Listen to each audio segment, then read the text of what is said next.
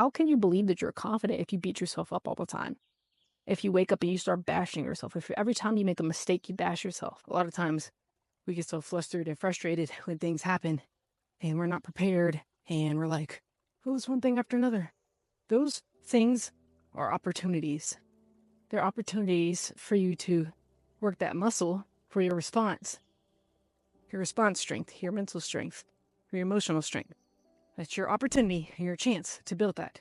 If you continue to run away from it, it will make those bigger things harder. Well, it's trying to get you to work that muscle. If you begin to work that muscle, those things become easier to deal with. I mean, things always happen. It's life. It's your ability to respond to these things and your strength to withstand, to continue on, your resilience.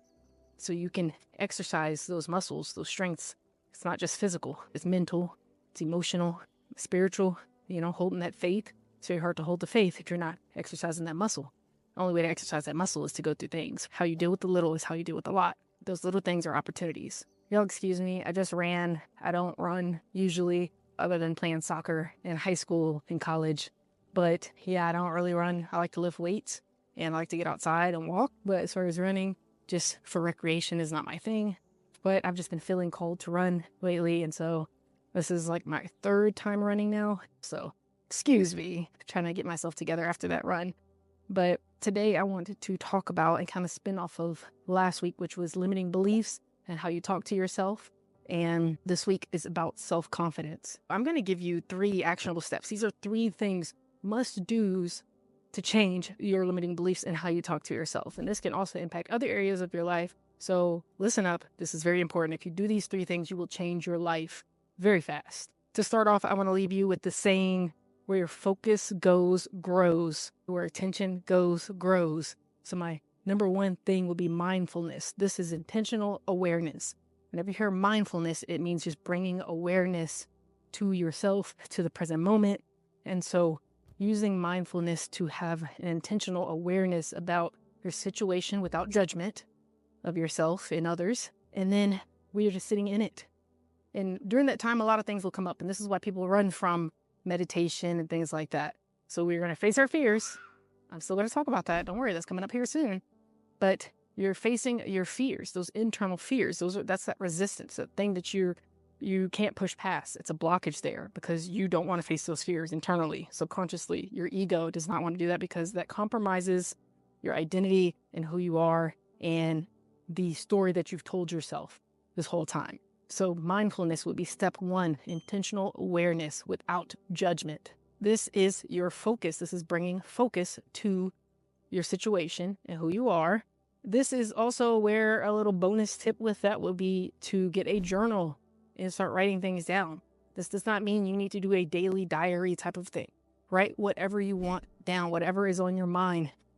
Start to make it a habit. But even if you do it a couple times a week, or you make it a habit on Saturdays or Sundays, you pull that journal out about your week and you write how you want the next week to go, how you're feeling, what the weather's like. Just start to write some things down and get it out of your head and onto paper. That is a bonus tip and it will help you out. Having an outside perspective and awareness of the things, because a lot of times we don't remember when things happen. You don't remember what you ate. You don't remember exactly what things were said. We're trying to reference memories, but memories only give us snippets of what actually happened. It's in those emotions that you felt in the moment. So when you journal in the moment, you're writing those things down. It's on paper. You can go back and reference it and look at it from a different perspective and be like, oh, you know what? I really thought it was this, but looking back on it now, I was really in my feelings and in my emotions at the time. And the facts are, this is what was happening. And this was my perspective at the time. And that's probably not the best perspective, so maybe I need to go back and say this, or maybe I need to approach this differently or look at it in a different light. So it helps in a lot of different ways. Number 2 would be gratitude, daily gratitude. This is an exercise. Treat it like a workout. Your exercise is when you wake up, the first thing you do is be grateful. Do not let those things play in your head. Do not pick your phone up other than hitting your alarm. Be grateful. Say things that you are grateful for. This is intentional action. Intentional action is when you wake up, those eyes open, you hit that alarm or whatever the thing is. Next step is to start to say things that you are grateful for. This is key, another key point, but this is very important because it's going to start to condition your mind to see the good in things. That is a value that I have. Find the silver lining. I am an optimist. I choose to be that. You can choose to be a pessimist. That is up to you. But I choose to be an optimist. I have to find the silver lining in things. What is the good in it? You can find good in anything. It is a choice.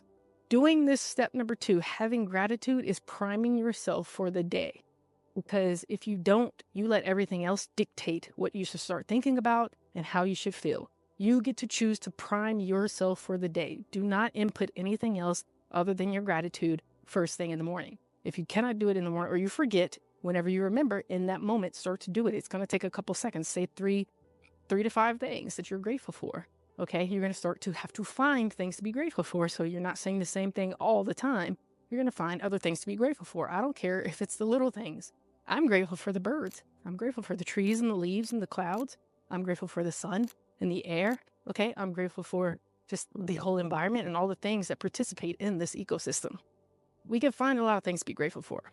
A little bonus point inside of this one will be to smile. Your posture, your physiology, the way you move your body, the way you stand is very key and very important. And it dictates the way the chemicals move in your body and react in your body. So if you stand with a certain posture, which they like to call like the power pose, which is like the Wonder Woman pose, you put your hands on your hips and you stand with your chest poked out, that means you feel like you have confidence. It's going to signal to your mind that you have that, and it's going to start to make these chemicals. There's a couple different postures that you can do, but in my opinion, smile. Intentional. Again, this is intentional. We're going to intentionally say the things we're grateful for, and we're going to smile. Another thing would be to look in the mirror and do it.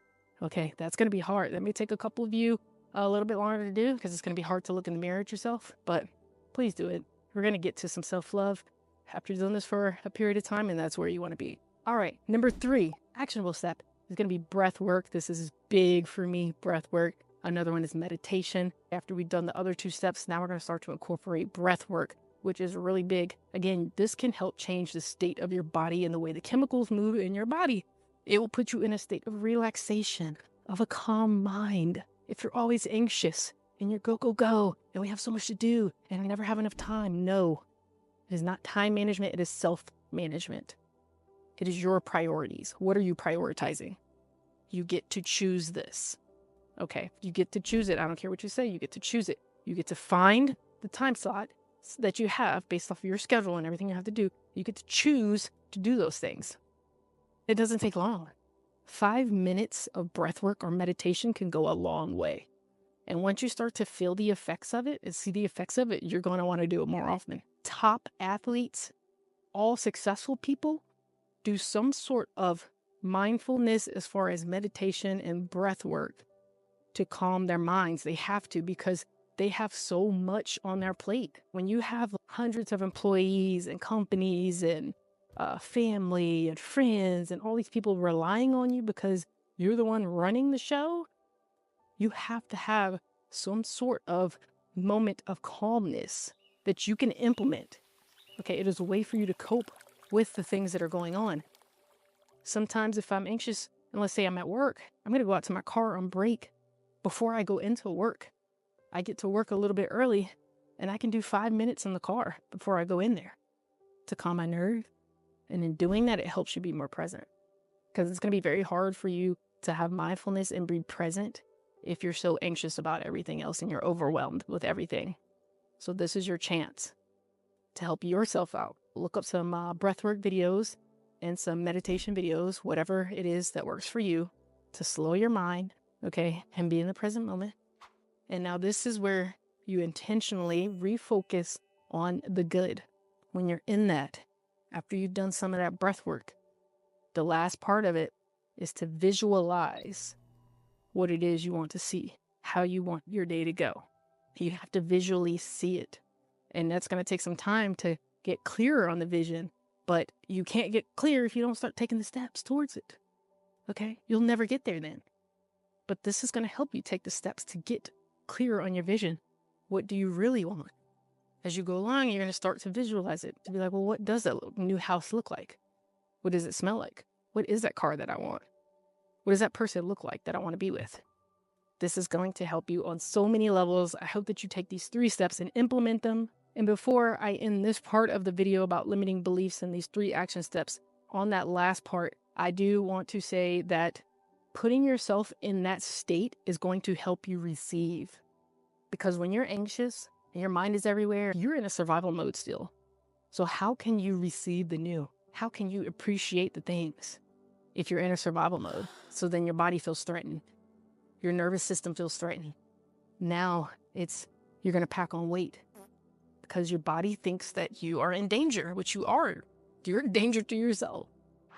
This is a way to calm your nervous system, to calm your mind, to put your body in a state of receiving, of accepting, because you cannot do that if you have lack mentality.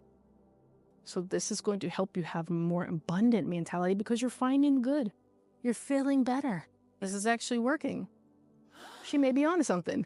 Let me watch a couple more of her videos, right? So go ahead and like and subscribe so you don't miss any more of these videos, because I'm going to be dropping all this stuff for you. This is free. I want to help you out. I study this stuff. I have been doing it for years now, over a decade. I've written a book about it called The 5 Keys to Living a Successful Life. You can find the link in my description box. But I'm going to go ahead and get right into the next part of this, which was the main part of the video, but I really had to give you those gems. For building self-confidence. To start to build self-confidence, it is how you talk to yourself.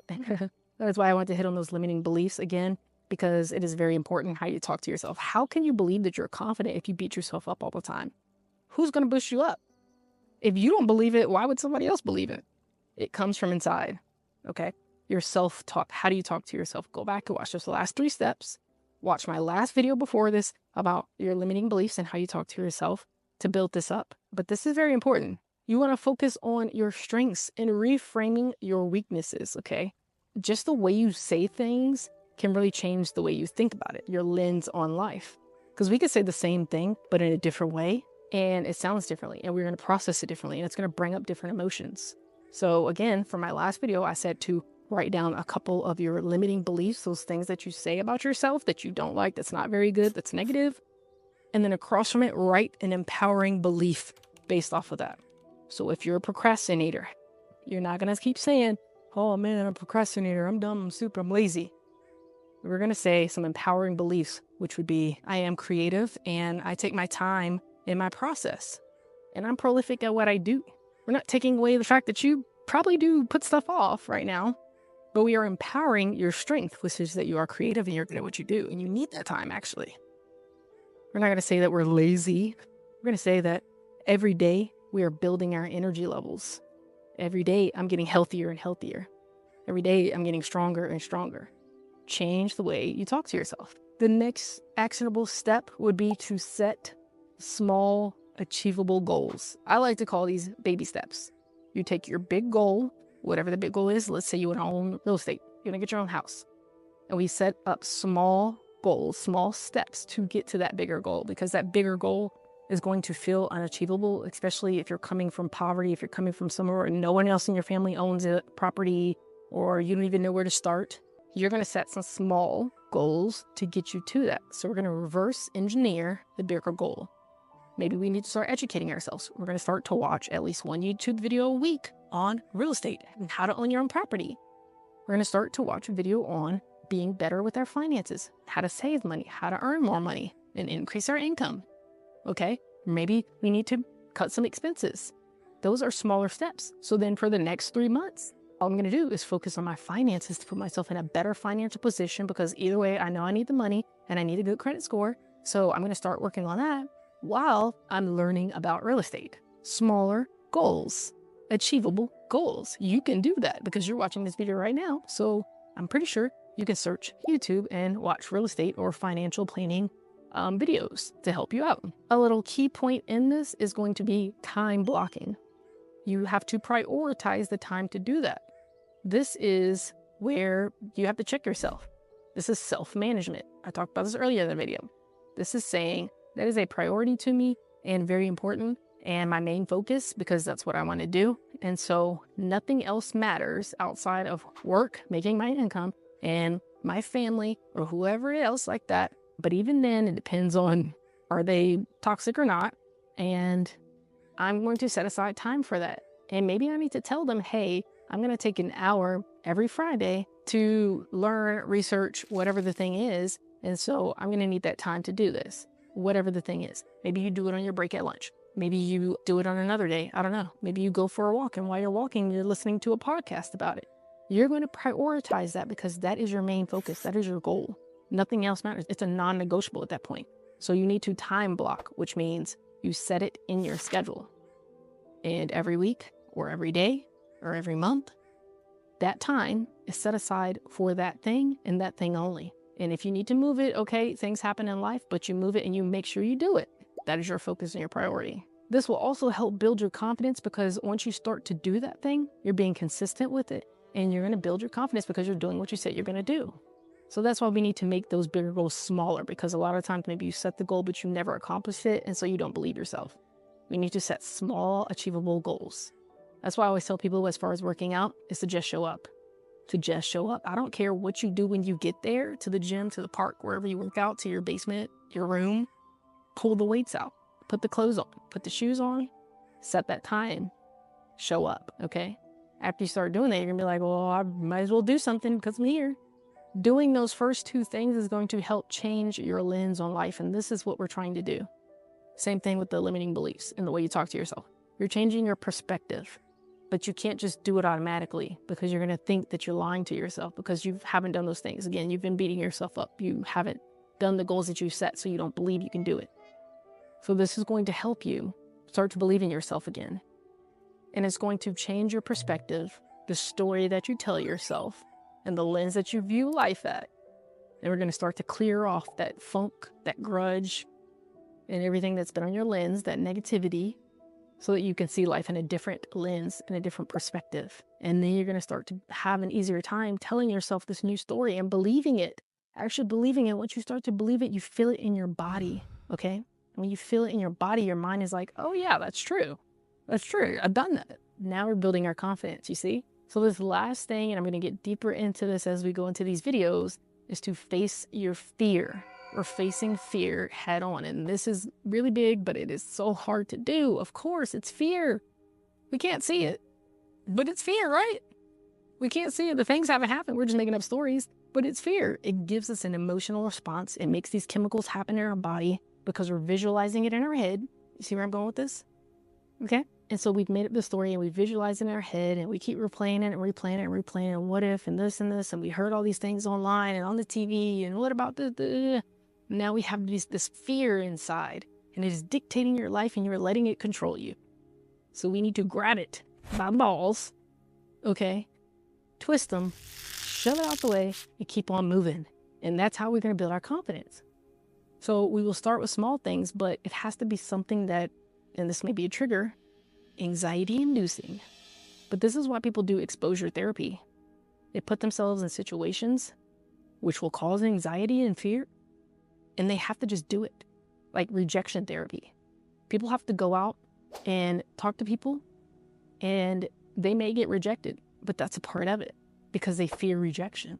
When you face the fear head on, it starts to become smaller and smaller, and soon you realize it wasn't that big in the first place. It builds resilience. And again, this is building the mental strength and the emotional strength for you to take on those bigger things. If you start to implement these steps, especially the first three, combined with these other three to build your self-confidence, you will be unstoppable. You will build your self-confidence. You'll build that self-worth, which is what we're trying to do here. Because once you know your worth and your value, you will not accept all the things that come at you. You will not accept the toxic situations. You will not accept other people's judgment or opinion about you. You will not accept those other things that you know you don't deserve because you know you deserve those other things. You will not accept that lack anymore. You know that abundance is there. It is reachable. You will start to see the change. You're going to feel the change. Your body is going to start to change.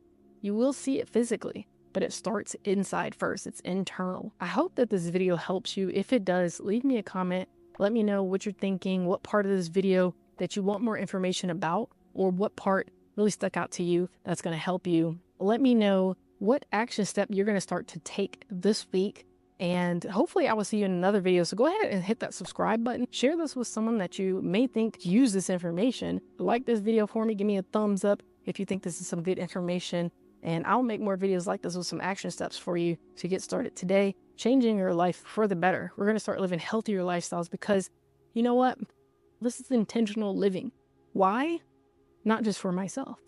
If you've watched my other videos, it's because when you start to change yourself, you can impact others. Others will look at you and say, whoa, how did you do that? And then I can share my mission, like right now. And I'm going to tell you, I believe in us. I believe in us. If you're watching this video, I believe in you. And I need you to get stronger. All this stuff that's happening in the world, yes, it's happening. But you need to build your strength, and you can. Don't let them tell you anything outside of that. You do not have to accept that. They're trying to tell you these things to keep you down. When you have that pressure on you, you become depressed. When you feel overwhelmed by all the stuff that's happening, you become anxious. Relieve the pressure, calm your mind, and start to walk in your power, step in your power, do the things that you can do, the things you can control. Leave the rest to God, whatever you believe in, whatever your faith is. But I do this because I need you in my community to build your strength. If you are weak, you're not helping the community, right? That's why I do it, because I'm an asset to my community. I am not a liability.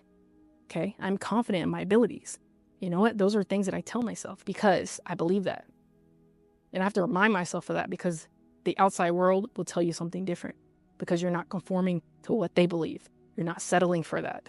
You're not taking it as it is as face value. You know that there is more if you're watching this video. Now I want to help you because now you're a part of my community. We need to shine. We need to be strong so that whatever comes, we are capable. We are resilient. We are intelligent. We need to build our minds, not just our bodies. Certain people, it's more mental. Certain people, it's more emotional. Whatever your intelligence is, whatever your strength is, and you can have multiple of these, you have to start to build it, hone it, use it to your advantage. But if you think that it's a hindrance and you try to resist it and run from it, and that it's a fear of yours, you will never reach your potential. You will never know how powerful you are, what your superpowers are, because you're running from it. They're telling you to avoid it, that it's wrong, that you can't use it, that you're not worth it. And it's hard because you don't have the energy, because we're not eating right. And again, we're consuming this information and visual stimulation, and we're in this house and we're not getting outside and we're not moving our bodies and we're not doing the things that we used to do as humans, just roaming the earth and connecting with our communities. So of course, our bodies are going to start to have these symptoms and these effects. Of course, our minds are going to be like, what is happening? And then we have all this, we're inundated with all this information. The majority of it is negative. If you could see some of the comments that I get on social media just from sharing this information, just from trying to help my community, whoever wants the information, nobody has to listen to it. You have a choice to watch this. But people leave me really hateful comments. They'll talk about me. They don't even know me. They'll say all the things. They don't even know me.